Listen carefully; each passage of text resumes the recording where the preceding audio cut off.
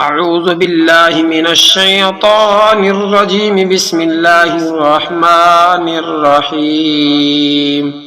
والسماء والطارق وما أدراك ما الطارق النجم الثاقب إن كل نفس لما عليها حافظ فلينظر الإنسان مما خلق من ماء دافق يخرج من بين الصلب والترائب إنه على رجعه لقادر يوم تبلى السرائر